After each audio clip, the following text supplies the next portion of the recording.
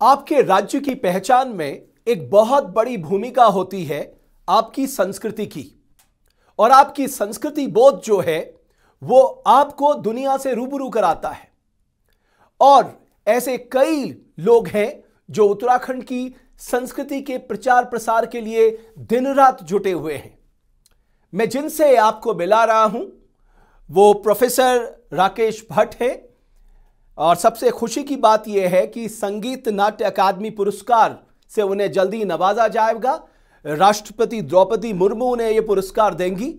और सबसे दिलचस्प यह है कि उन्हें यह पुरस्कार इसलिए मिल रहा है कि उन्होंने उत्तराखंड के लोक संगीत, थिएटर, लोक कला के प्रचार प्रसार में एक महत्वपूर्ण भूमिका निभाई है। वर्तमान में आप दून विश्वविद्यालय में थिएटर पढ़ाते हैं और देवभूमि डायलॉग के मंच पे आपका अभिनंदन है डॉक्टर भट्ट। बहुत अच्छा लगा, बहुत बधाई। पूरे उत्तराखंड को आप पे गर्व है। ये एक बहुत खुशी का मौका है कि आखिरकार जो पौधा आपने लगाया था वो अब वृक्ष बन गया है और उस वृक्ष को जो मुझे लग रहा है वो देश दुनिया के लोग देखने लगे हैं। मैं आपकी टिप्पणी चाहूंगा। बहुत बहुत शुक्रिया आदरणीय रमेश भट्ट साहब। और सबसे पहले तो मैं जो शब्द आपने व्यक्त किए उन शब्दों के प्रति अपनी कृतज्ञता व्यक्त कर रहा हूं। और निश्चित रूप से कार्य करते रहने के बीच में अचानक अगर आपको यह खबर मिलती है कि आपके कार्य को सम्मान दिया जा रहा है, राष्ट्रीय स्तर पर वो सम्मान दिया जा रहा है, तो निश्चित रूप से एक तो अपनी जिम्मेदारी का दुगना एहसास होता है, दूसरा कार्य करने की जो गति है उसमें वो द्विगुणित हो जाती है। तो इस आज निश्चित रूप से ये मेरे लिए व्यक्तिगत तौर पर एक बड़ी उपलब्धि है, मेरे लिए खुशी का अवसर है। साथ साथ मेरे साथ उन तमाम लोगों के लिए भी बड़ी खुशी का अवसर है जो दिन रात मेरे साथ इस लोक रंग में काम कर रहे हैं, इस रंग यात्रा में मेरे साथ कदम से कदम मिलाकर चल रहे हैं। थोड़ा अपना सफरनामा बताइए ना हमारे दर्शकों को कि कैसे शुरुआत हुई। जी भट्ट साहब, मैं अगर इसको शुरू से इसकी शुरुआत की अगर याद करूं तो स्कूल जीवन से, फिर कॉलेज लाइफ से, यूनिवर्सिटी लेवल से एक अलग तरह का शौक था जो मुझे लगता था कि मैं अगर समाज के बीच में अपने आप को अगर अलग सिद्ध करने की अगर मेरे पास कोई एक अप्रोच है, कोई एक रास्ता है, तो यहाँ का लोक संगीत, यहाँ का फोक थिएटर है जिस पर कम लोगों ने फोकस किया है। यूनिवर्सिटी, गढ़वाल यूनिवर्सिटी में जब मैं पढ़ता था, उसके बाद मैं वहां पढ़ाने लगा, तो इस पूरे ड्यूरेशन में, इस पूरे अंतराल में एक चेतना मेरे अंदर जगी। वो ये थी कि लोक संगीत को जिस तरह से उत्तराखंड के स्तर पर, खासतौर से जो फोक थिएटर का जो हमारा स्तर है, उसको भी राष्ट्रीय पहचान मिलना बहुत बाकी है। जबकि इतनी हमारी इंडिजिनियस आर्ट यहाँ पर, इतना हमारी विलुप्त होती भी कलाएं हैं, जैसे बेड़ा परंपरा है, पंडवाणी परंपरा है, बगडवाली परंपरा है, राधाखंडी परंपरा है, उधर नृत्य की बहुत सी ऐसी परंपराएं हैं। ये जो परंपराएं हैं ये राष्ट्रीय स्तर पर इनको रिकॉग्नाइज नहीं किया जा रहा था। आमतौर पर ऐसे गीत गाए जा रहे थे जो मंचों पर गाए जाते हैं। खासतौर से मैं उदाहरण दूंगा कि आदरणीय नरेंद्र सिंह नेगी जी के गीत जो कई बार वो गा चुके हैं, उन गीतों को ही रेप्लिकेट किया जा रहा था, उन्हीं गीतों को गाया जा रहा था और उसी को आमतौर पर उसके आसपास ही संस्कृति को मान लिया जाता था। लेकिन इसके इतर जो हमारे ऐसे बाजगिरी लोग हैं, जो हमारे बद्दी परंपरा के लोग हैं, जो हमारे पंडवाणी गाने वाले लोग हैं, उन पर कम लोगों का ध्यान जाता था। तो हमारा ये काम रहा कि हमने उन लोगों से ये विद्या अर्जित करते हुए उसको अडॉप्ट किया और रंगमंचीय फ्लेवर देकर के, एक नए धुनों का नवीनीकरण करते हुए कह सकते हैं, धुनों के साथ इनोवेटिव तरीके से उनको प्रस्तुत करते हुए अपने फोक थिएटर में उसका प्रयोग किया। और उसका परिणाम यह हुआ कि राज्य स्तर पर, देश के स्तर पर, यहां तक कि नेशनल लेवल पर भी उन धुनों को, उस गायकी को, उस शैली को, लोक रंगमंच की उस पूरी विधा को पहचान मिली। उसमें सबसे अप्रथम जो उदाहरण है वो हमारा चक्रव्यूह है और नंदा राजजात से जुड़ी हुई नंदा की कथा है। चक्रव्यूह जैसा जो महानाट्य है, क्योंकि हमारे उत्तराखंड के अंदर खासतौर से केदार घाटी, जहां का मैं वाशिंदा हूं, जहां से मैं आता हूं, उस केदारखंड घाटी के अंदर सबसे बड़ा कोई पारंपरिक अगर कोई कला है तो वो पांडवकालीन कलाएं हैं। उससे जुड़े हुए बहुत से आनुषंगिक नाटक हैं, उपनाटक हैं। उसमें सबसे प्रमुख हमारा चक्रव्यूह आता है। चक्रव्यूह हर घर गांव में वहां पर होता है और वहां के लोक जीवन में वो रचा बसा हुआ एक ऐसा आर्ट है जो जिसके नृत्य को, जिसके जेस्चर्स को, जिनकी भाव भंगिमाओं को वहां अधिकांश लोग जानते हैं। इसमें जो क्रांतिकारी परिवर्तन आया उसको मैं आपके साथ साझा करना चाहूंगा। जी। लगभग 2001 के आसपास की बात है, जब ये जो पारंपरिक रूप से घर गांव में जो चक्रव्यूह होता था, उस चक्रव्यूह से इतर हमने एक कोशिश की कि इसको अपने पहाड़ी फ्लेवर के साथ प्रस्तुत किया जाए, जिसमें कि पारसी थिएटर का रंग होता था, रामलीला थिएटर का जिसमें अंश होता था।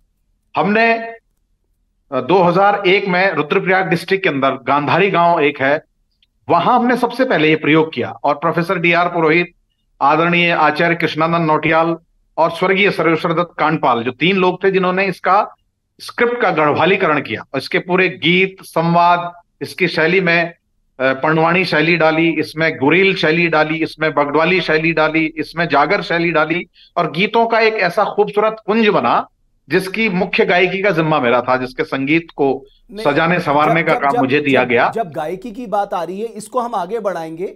मैं चाहता हूं कुछ लाइनें आप जरूर हमारे दर्शकों को सुनाएं। निश्चित सर, निश्चित। तो उसका मैं एक उदाहरण देता हूं। जैसे आमतौर पर हमारे जो जो जो जागरी हैं, जो जो बाजगिरी हैं, वो पंडवानी शैली कुछ इस तरह से गाते थे जो कभी कभार सुनने में हमें थोड़ा सा बहुत स्पष्टता उसमें नहीं होती थी। फिर हमने जब उनकी उस शैली को, इन गीतों को और उनकी शैलियों को मिला करके एक नया जो नवाचार किया, तो उसका मैं उदाहरण देता हूं। जैसे जिसमें संवाद भी है तो गायकी भी है, और बहुत ही आसान और सहज तरीके से वो मन मस्तिष्क में बैठती है। जैसे है जदेऊ जोहार लगोंदू पांच भय पणोते, जदेऊ जोहार लगोंदू माता कुंदीगा, रानी दुर्पदागा, हे पणो स्वामी दुर्योधन तुम्हारा वास्ता या कागली लेखी च, घोणा घोणा अक्षर लेख्या छन, छाटा छाटा रहबार, रूखा रूखा शब्द लेख्या छन, अर तीखा तीखा स्वाल। आज गुरु द्रोणाचार्य ने चक्रव्यूह की रचना करे, अतः तुम युद्ध कनो को न्यू तो भेजू च, आज तुमने चक्रव्यूह भेद लेते विजयी तुम्हारी, नी भेद सक्यात ये कुरुक्षेत्र में तुम हार मान हुए गया। ये जो शैली है सर, ये पंडवाणी और वार्ता की शैली में हमारे उत्तराखंड में जानी जाती है, जिससे हमारी बाजगिरी अपने तरह से गाते हैं।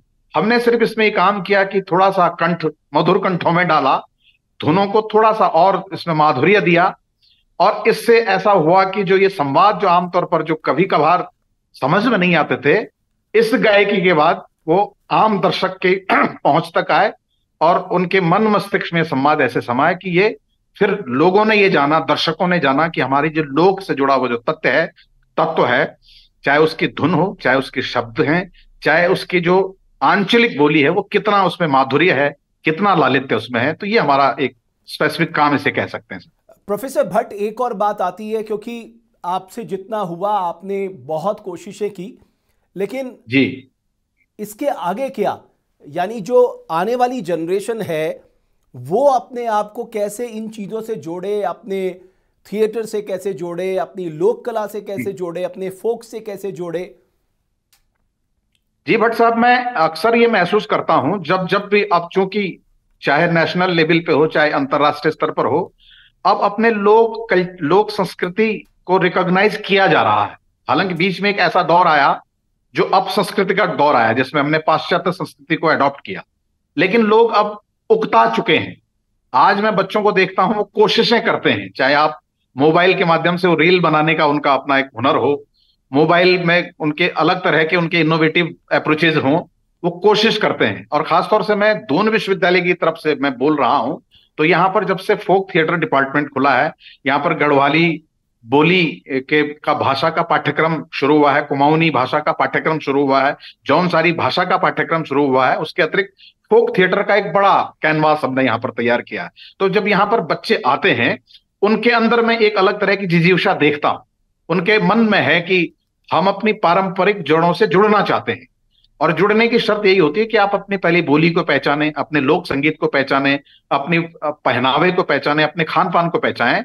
तो जब कभी मैं इस तरह के युवाओं को उनमें उत्साह देखता हूं, उनके लोक के प्रति उनमें उन्मुक्तता देखता हूं, तो मुझे एक आशा जगती है। तो ये मैं एक अच्छा संकेत मानता हूं कि धीरे धीरे ही सही, मध्यम गति से ही थी, लेकिन आज का युवा ये मान चुका है, उसको ये उसमें उसके अंदर ये चेतना अब विकसित होने लगी है कि अपनी क्षेत्रीय संस्कृति से विलग रहते हुए हम अपनी पहचान खो देंगे। और ये सत्य है। दुनिया में आप कहीं भी जाएंगे तो लोग एक प्रश्न जरूर करेंगे कि आपकी मौलिक संस्कृति क्या है, और जिसको इस प्रश्न का जवाब ढूंढना होगा उसे अपनी संस्कृति से जुड़ना ही होगा, बोली को पहचानना होगा, भाषा को पहचानना होगा, अपनी परंपराओं को तो पहचानना ही होगा। इस सफरनामे में आपके सबसे नजदीक कौन सा गायन रहा? मैं चाहता हूं अगर वो सबसे नजदीक तो यही सर जो मैंने आपको सुनाया है, चक्रव्यूह का सबसे नजदीक, क्योंकि आप शायद यकीन करें ना करें, इस मंचन को मैं लगभग 1000 बार कर चुका हूं देश के अंदर और राज्य के अंदर। और उसके बाद एक सबसे लगभग 1000 बार मैं नंदा की कथा कर चुका हूं, जो नंदा राज जात यहां पर होती है, उसका जो मिथक है। बेसिकली हम लोग एक यात्रा जो होती है नौटी से चलकर या कुरुड़ से चलकर या अल्मोड़ा से चलकर के जो ऊपर होमकुंड पहुंचती है, आमतौर पर हम उसे नंदा की कथा मान लेते हैं। बेसिकली डॉक्टर नंद किशोर हटवाल ने एक ऐसा आलेख, ऐसा स्क्रिप्ट तैयार किया जिसमें उन्होंने ये बताया है कि बेसिकली नंदा कौन है, बेसिकली नंदा का जन्म कैसे हुआ है, किन परिस्थितियों में हुआ है, उसका बालपन कैसे बीता है, उसकी युवा अवस्था कैसे बीती है, और शिव से उसका विवाह किन विद्रूप स्थितियों में हुआ है, और विवाह होने के बाद जब वो कैलाश में जब अपने ससुराल में होती है तो उस पर कितना कष्ट उसने भोगा है। वहां एक ऐसी युवती जिसे घर गांव में पूरी समृद्धि जिसके पास थी, जहां अन्न धन की कमी नहीं थी, जहां खान पान की कोई कमी नहीं थी, जहां उसके पहनावे की कोई कमी नहीं थी, ऋषासों में की भूमि जिसे कहते हैं, ऋषियों की भूमि में जब वो रही तो बहुत समृद्ध रही। लेकिन जब वो कैलाश में शिव के साथ ब्याही गई तो वहां कितने अभाव उसने झेले, और वहां वो रुसाई जैसे कहते हैं रुष्ट हुई, और उसका जो रुसाना था, उसका रुष्ट होना था, वही श्राप उत्तराखंड वासियों पर लगा। ऐसा ऐसा इस मिथक में बताया गया है। उस श्राप से मुक्त होने के लिए फिर नंदा को वापस बुलाया गया। फिर ये वाह वचन किया गया कि हर 12 वर्ष में नंदा को अन्न धन साज श्रृंगार करके उसे वापस भेजा जाएगा। इसका मूल कथा की जानकारी तब हम इस मिथक से जान पाते हैं कि वास्तव में जो 12 वर्ष की जो ये जात है ये क्यों होती है, और नंदा को फिर वापस आकर उनके मायके में बुला करके फिर कैसे इतने भव्यता से उसको विदा किया जाता है। ये इसके मिथक को जानने की हमने इस नाटक में कोशिश की, जो बहुत पॉपुलर हमारा हुआ है, और इसके शोज लगातार हो रहे हैं। जब से हमने इसकी शुरुआत की वर्ष 2013 में मैंने इसका प्रोडक्शन तैयार किया था, जो आज ये वर्ष 2023 है। अबाध गति से ही प्रोडक्शन हो रहे हैं दोनों। चक्रव्यूह हो वो 2001 से हमारा चल रहा है, और नंदा की कथा हमारा 2013 से अब तक चल रहा है।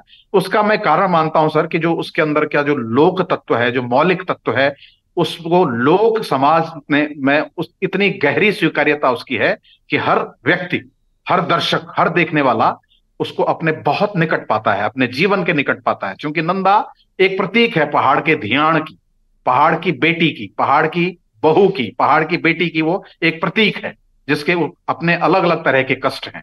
वो आज भी उतने ही कष्ट हैं, कालांतर में भी वही कष्ट थे। उन्हीं कष्टों के संघर्षों की जो कहानी है वो नंदा की कथा है। वाह, और आपने बहुत खूबसूरती से उसे मैं कहूँगा उकेरा है, और लोगों के आकर्षण का वो कारण भी बना है। ये सफरनामा हमारे इंटरव्यू का बहुत लंबा चल सकता है, बट हमारे पास एक समय सीमा होती है। हमें बहुत इंतजार रहेगा। आपको जो संगीत नाट्य अकादमी पुरस्कार मिलना है, ये बड़ी खुशी का मौका भी होगा हम सबके लिए। लेकिन आप जिस मनोभाव से मैं कहूँगा प्रोफेसर साहब, आप हमारी लोक कला को, हमारी संस्कृति को, हमारी धरोहर को जिस तरह से आगे बढ़ा रहे हैं, उसके लिए मैं आपको धन्यवाद भी करूंगा, आपका अभिनंदन भी करना चाहूंगा। और मैं पुनः आपका धन्यवाद करता हूं अपने पटल पर स्थान देने के लिए, इस सम्मान के लिए पुनः आपके प्रति मैं कृतज्ञता ज्ञापित करना हूं। बहुत बहुत धन्यवाद। बहुत शुक्रिया देवभूमि डायलॉग से जुड़ने के लिए। तो जैसा कि मैंने कहा कि उत्तराखंड में ऐसे जनमानस से जुड़े लोग हैं जो अपने अपने क्षेत्रों में बहुत शानदार काम कर रहे हैं। देर सबेर पहचान मिलती है। आज प्रोफेसर राकेश भट्ट को पहचान मिली है, उनकी पहचान बहुत बड़ी है, लेकिन एक संगीत नाट्य अकादमी पुरस्कार मिलना एक बहुत बड़ा रिकॉग्निशन होता है इस फील्ड में। तो जाहिर है हम सबको अपने राज्य के लिए जिस मनोभाव से और जिस क्षेत्र में हम काम कर रहे हैं पूरी तन्मयता से काम करना चाहिए। एक ना एक दिन सफलता आपके कदम जरूर चूमेगी। बहुत बहुत धन्यवाद हमारी इस खास पेशकश को देखने के लिए।